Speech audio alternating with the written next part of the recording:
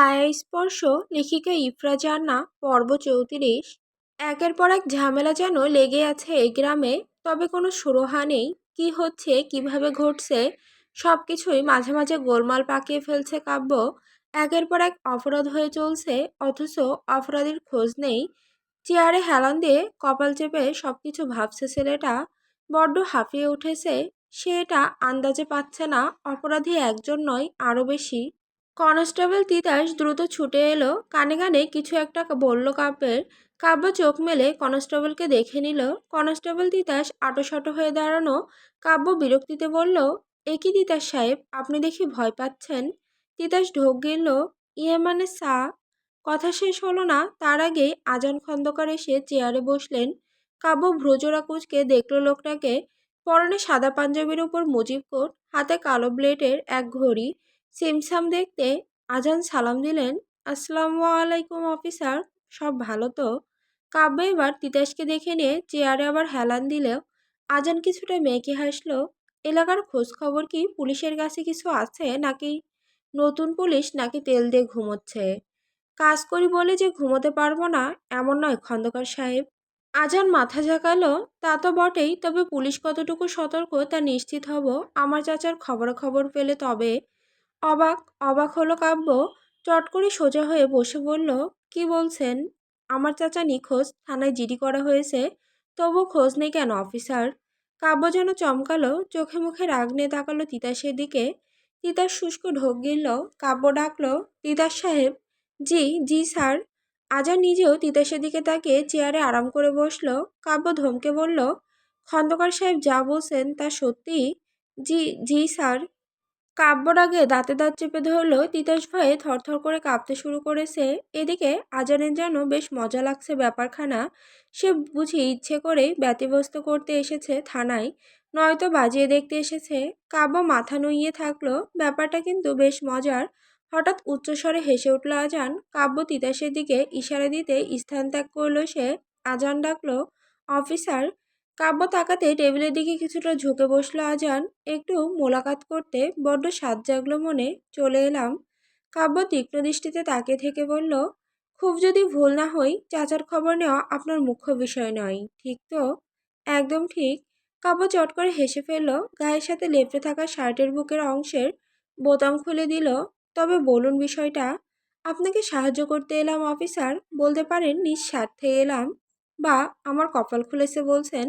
খন্দকার সাহেবের বড় পুত্র আমার দিকে সাহায্যের হাত বাড়িয়েছে। আজান মাথা নাড়ালো দুদিকে। হুম। তবে আমি সাহায্য করব বলেছি, তবে তা কতটুকু গ্রহণযোগ্য ওটা কেবল আপনার উপরেই নির্ভরযোগ্য অফিসার। কাব্য কপাল কুঁচকে খানিক বিভ্রান্ত মুখে তাকিয়ে থাকলো। একটু পরে আজানের পাশে চেয়ারে এসে বসলো উজান। কাব্য বলল, বনিতা ছাড়া মূল কথায় আসুন আপনারা। উজান ফাইলের মধ্যে কিছু একটা ছুঁড়ে ফেলার মতো করে টেবিলে রাখলো। কাব্য একবার ফাইল তো একবার উজানের দিকে তাকিয়ে প্রশ্ন করলো, কি এটা? উজান শার্টের বোতাম খুলে কলারটা পিঠের দিকে নামিয়ে দিল। তারপর চেয়ারের উপর হাত রেখে একটু ভাব ধরে বলল, খুলে দেখুন। বহুদিন পর আবারও চেয়ারম্যান বাড়িতে পা ফেলেছে মাতব্বর। সকালের দিকে বাগানে হাঁটেন চেয়ারম্যান, নয়তো দেখা যাবে কোনো এক গাছে পানি ঢালছে। মাতব্বর জানে কোথায় গেলে চেয়ারম্যানের দেখা মিলবে, তাই তো সোজা বাগানের দিকে এলো। নিয়ম মাফিক আজও পায়চারি করছে চেয়ারম্যান। পাশে এক টেবিলের ওপর চায়ের কাপ আর পত্রিকা। মাতব্বর একবার আশপাশে দেখে নিয়ে ডাকলেন, চেয়ারম্যান সাহেব। চেয়ারম্যান ঘুরে দেখলো, মাতব্বরকে দেখে মুখে এক হাসি ফুটে উঠল তার। হাত ইশারায় কাছে ডাকলো, এসো শরীফ, এদিকে এসো। শরীফ এগিয়ে গেল। চেয়ারম্যান বলল, শরীর স্বাস্থ্য ভালো শরীফ? চলছে চেয়ারম্যান সাহেব। তা কি দরকার বলো, তোমার ছুটি ফুরাতে তো বহুত দেরি, হঠাৎ এলে। মাতব্বর মাথা নত করে দাঁড়িয়ে রইল। চেয়ারম্যান ভ্রুকুচকে নিয়ে আবার ডাকলো, শরীফ। মাতব্বর হু হু করে কেঁদে উঠল। চেয়ারম্যান কিছুটা চমকালো বটে, তিনি হয়তো এমনটা আশা করেনি। সান্ত্বনাস্বরূপ মাতব্বরের কাঁধে হাতে রাখলো। আমি জানি শরীফ, একমাত্র ছেলে হারানোর ক্ষত এত সহজে মিটবার নয়, তবুও বিধাতার বিধান আমাদের মানতে হবে। মাতব্বর হাতের তালুতে চোখের পানি মুছল। কিছু সময় চুপ থাকলো লোকটা। চেয়ারম্যান টেবিলের কাছে গিয়ে বসে হাঁক ছাড়তেই হাফেজ মিয়া এসে হাজির হলো। চেয়ারম্যান পত্রিকা খুলে বলল, 2 কাপ চা, লগে 2 জনের সকালের খাওন এইখানে দিয়া যাও হাফেজ। আইস বরং এইখানেই খাই। হাফেজ মাথা নাড়িয়ে বিদায় নিল। চেয়ারম্যান পত্রিকার দৃষ্টি রেখে ডাকলো, এইখানে বসো শরীফ, নাস্তা আনলে খাইয়া যাবা। মাতব্বরের মুখের ভঙ্গিমা ঠিক বোঝা গেল না, তবুও চেয়ারম্যানের কথা মতো গিয়ে টেবিলে চেয়ার টেনে বসলো। চেয়ারম্যান মনোযোগ দিয়ে পত্রিকা পড়ছিলেন। 2008-এর নবম জাতীয় সংসদ নির্বাচনে আওয়ামী প্রার্থী হিসেবে পঞ্চগড় 2 আসনে নুরুল ইসলাম সুজন দাঁড়িয়েছেন। চেয়ারম্যান বেশ মনোযোগ সহকারে হেডলাইন পড়ে নিলেন। যেথায় বেশ বড় অক্ষরে লেখা রয়েছে, সব ঠিকঠাক থাকলে ডিসেম্বরের মাঝ নাগাদ নির্বাচনের দিন ঠিক করা হতে পারে। চেয়ারম্যান পত্রিকা রাখলেন। সবেমাত্রই সেপ্টেম্বরের শুরু, হাতে আরও অঢেল সময় রয়েছে ভেবেই চেয়ারম্যান বললেন, শহরের হাওয়া বাতাসের খবর কি কিছু জানো নাকি শরীফ? মাতব্বর আনমনে কিছু একটা ভাবছে। চেয়ারম্যান বেশ কিছু সময় ধরে খেয়াল করলো ব্যাপারটা। এর মাঝে খাবার প্লেট হাতে রেনুর মা আর হাফেজ মিয়া এলো। খাবার দিয়ে চলে গেলে হুঁশ আসে মাতব্বরের। মাতব্বর বেশ দুনোমনো করলো। একখান কথা কইবার চাই চেয়ারম্যান সাহেব। হুম। চেয়ারম্যান চায়ের কাপে চুমুক দিল। মাতব্বর বলল, আমি একখান জবাব চাই। কি জবাব শরীফ? আমার পোলারে গুম করার পিছনে ছোট নবাবের হাত নাই তো চেয়ারম্যান সাহেব? চেয়ারম্যানের শান্ত মস্তিষ্ক মুহূর্তে জ্বলে উঠল। তিনি ধমকে উঠলেন, শরীফ জবান সামলে। মাফ করবেন সাহেব, তয় আমি জানবার চাই, ছোট নবাব নাই তো এই কাজে। চেয়ারম্যান কাপ রাখলেন। তোমার কেন মনে হইল ফারহান তোমার পোলারে মারব? ফারহান যথেষ্টই স্নেহ করত তারে। মাতব্বর দৃষ্টিনত করল। চেয়ারম্যান আবার জিজ্ঞেস করল, কি হইল কও? কাহিনী ছোট নবাব ভালোই জানে সাহেব। ছোট নবাব ন্যায়নিষ্ঠা পরায়ণ, এইটা আমিও জানি, আপনিও জানেন।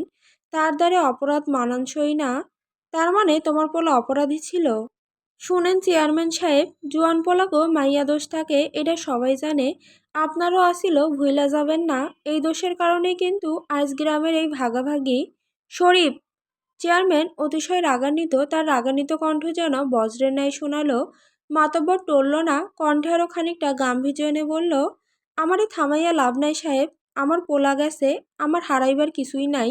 তাই আপনাগো পাপের ঘর পূর্ণ হইতাছে। কি বলতে চাও তুমি শরীফ? শরীফ বসা ছেড়ে দাঁড়ালো। অতীত ভুলি নাই, অতীতের সাক্ষী আমি। আজ যে মাইয়ার লাগি আপনার পোলা আমার সাওয়াল মারছে, সেই মাইয়া কি জানে তার মায়ের খুনি আপনি? এক মুহূর্তে থমকে গেল চেয়ারম্যান। মাতব্বর হাসল। কিছুটা সরে দাঁড়িয়ে আবার বলল, কি হইল সাহেব? জানে ইসমাইলে শেখের প্রথম বউরে আপনি আর খন্দকার সাহেব কতখানি কষ্ট দিয়া মারছেন? জানে কি তার মায়ের লাশ এখন এই বাগানে পথে? জানে কি আপনার রানী গোলাপ পছন্দের কাহিনী? মাতব্বর উচ্চস্বরে হেসে উঠল। জানে না, জানে না, কিচ্ছু জানে না। অতীতে পুনরাবৃত্তি হবে, তার কারিগর হব আমি। আমার সওয়ালের রক্তের ঋণ রইছে সাহেব। চেয়ারম্যান ঘেমে উঠছে, তবুও নিজেকে স্বাভাবিক রেখে বলল, তুমি নিশ্চিত কি করে ফারহান এসব করেছে? তোমার ছেলে ধর্ষক আছিল শরীফ। দক্ষিণ গ্রামের কত মাইয়া সে নষ্ট করেছে, তাদের মাঝেও তো কেউ করতে পারে। খুন যেই করুক, আমি পুলিশে কমু, তয় যদি ছোট নবাব হয় তবে। কেমন করে একটা তাকালো মাতব্বর, তারপর কথা শেষ না করেই চলে গেল।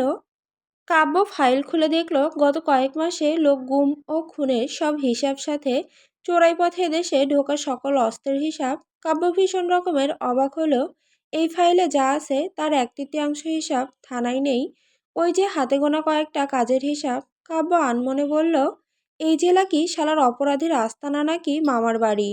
অথচ এত সবের মাঝেই থানায় রিপোর্ট নেই কেন? ভয়ে। কাব্য নিজের দৃষ্টি স্থির রাখলো আজানের ওপর। আজান আবার বলল, ক্ষমতাবান অপরাধীকে সকলে ভয় পায়, এটা জানেন নিশ্চয়ই। ওই ব্যাপার তেমনই। এত সব কিছু আপনাদের হাতে, অথচ এতদিন থানায় জমা না দেওয়ার কারণ? উড়ান মুখে বাবল গাম চিবোতে চিবোতে বলল, আপনার পোস্টিং এ এলাকায় দেবার কারণ কি জানেন? কাব্য মাথা নাড়ল। হুম। উড়ান উচ্চ শব্দে হাসল। আজান উড়ানের হাসি পাত্তা না দিয়ে বলল, উপর মহলে আর্জি জানিয়ে এ এলাকায় পোস্টিং করানো হয়েছে আপনাকে। কাব্যের সত্যি জানা নেই এই কথা। তার পোস্টিং ছিল সিরাজগঞ্জে, তবে হঠাৎ করেই পঞ্চগড়ে পোস্টিং পাঠানো হয় তাকে। বেশ ভাবনায় পড়ল ছেলেটা। পঞ্চগড় আসা হয় না তার বহুদিন। মায়ের আদেশেই এ এলাকা ছাড়তে হয়েছিল তাকে। তখন বয়স বেশি না, হবে 10-এর মতো। বাহিরের এক দূরসম্পর্কের খালার বাড়িতে থেকে তার বড় হওয়া। কাব্য ভাবনায় পড়ল, আম্মার সাথে এখনো মোলাকাত হয়নি তার। তবে কতকাল গোপনে থাকবে সে জানা নেই।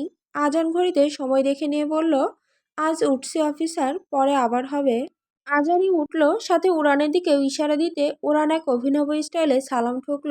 দুই ভাই উল্টো ঘুরে যাবার জন্য পা বাড়াতেই কাব্য বলল, খন্দকার বাড়ি আর মীর বাড়ির সম্পর্ক কি? আজানের পা থমকে গেল। সে উল্টো না ঘুরেই বলল, কোনো সম্পর্ক নেই, যা আছে সব কেবল শত্রুতা। তবে সব ইঙ্গিত মীর বাড়ির দুয়ারে। অপরাধের অপরাধী খোঁজার দায়িত্ব আপনাদের, আমরা কেবল সাধারণ জনগণ অফিসার। কথাটুকু বলেই উল্টো ঘুরে চোখ টিপে দিল উড়ান। আসছি। কাব্যের মুখে এক হাসি রেখা দেখা দিল। দুই ভাই বেরিয়ে গেল। কাব্য চেয়ারে গা এলিয়ে চোখ বুজে ডাকলো, তিতাস সাহেব, তিতাস সাহেব। তিতাস এসে হাজির হলো। কাব্য আদেশ দিল, গাড়ি বের করতে বলুন তিতাস সাহেব, বেরোতে হবে।